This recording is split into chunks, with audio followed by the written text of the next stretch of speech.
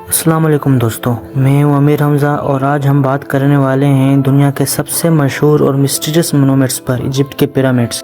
یہ وہ اسٹرکچر ہیں جو ہزاروں سال پہلے بنائے گئے تھے اور آج بھی لوگ حیران ہیں کہ آخر کس نے بنایا، کیوں بنایا اور کیسے بنایا۔ کچھ لوگ کہتے ہیں یہ فرعونوں کی قبریں ہیں، تو کچھ تھیوری سلیوز اور ورکرز کی کہانیاں سناتی ہیں اور کچھ تو ایلینز تک کو اس میں انوالو کر دیتے ہیں۔ پہلے ہم جانتے ہیں کہ پیرامڈس اصل میں ہوتا کیا ہے۔ پیرامڈس اصل میں اینشنٹ ایجپشن سویلائزیشن کے قبریں ہیں۔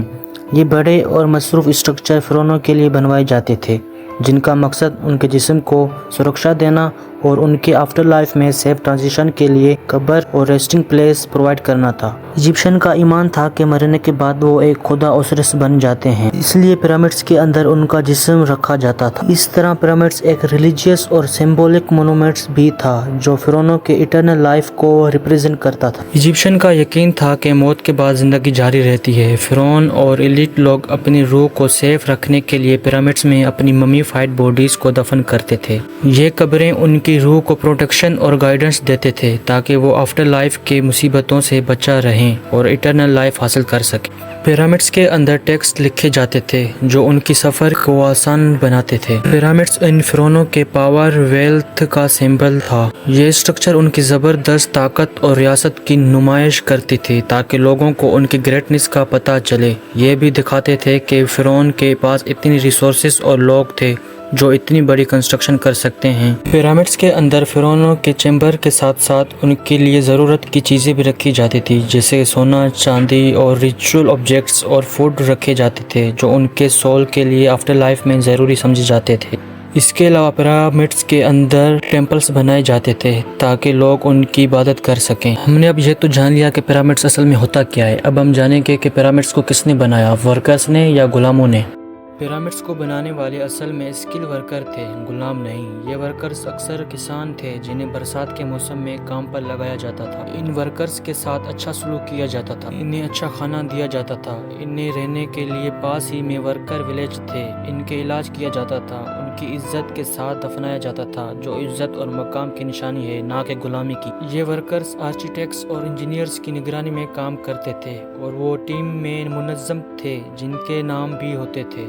یہ بات غذا ورکرز ولیج اور قبرستانوں میں ہوئی آرکیولوجیکل ڈسکوری سے کنفرم ہو چکی ہے۔ ان ڈسکوریز نے ایک ایسی اسکل ورک فورس کا ثبوت دیا ہے جو اسٹیٹ سپورٹڈ تھی، غلام نہیں۔ فرعونوں نے پیرامڈس بنانے کا حکم دیا لیکن اصل کام اسکلڈ ورکر نے کیا، غلاموں نے نہیں۔ ہر 20 سے 200 ورکرز کے گروپ بنائے جاتے تھے جن میں ہر گروپ اپنے پروجیکٹ لیڈر کے انڈر کام کرتا تھا۔ ان ورکرز کی دو طرح کی کیٹیگری تھی، ایک پرائمری ورکرز، دوسرا سیکنڈری ورکرز۔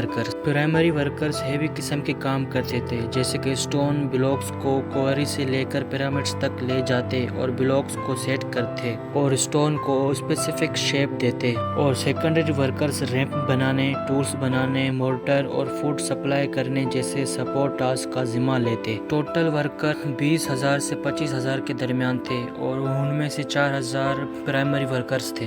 اب ہم نے یہ تو جان لیا کہ یہ پیرامڈس ورکرز نے بنائے، غلاموں نے نہیں۔ اب ہم جانتے ہیں کہ یہ 3 پیرامڈس کن 3 فرعونوں کی قبریں ہیں۔ نمبر 1، فرعون منقرع کیفرے کا بیٹا تھا جس نے غزہ کا تیسرا پیرامڈس بنوایا جو خوفو اور کیفرے کے مقابلے میں چھوٹے سائز کا ہے۔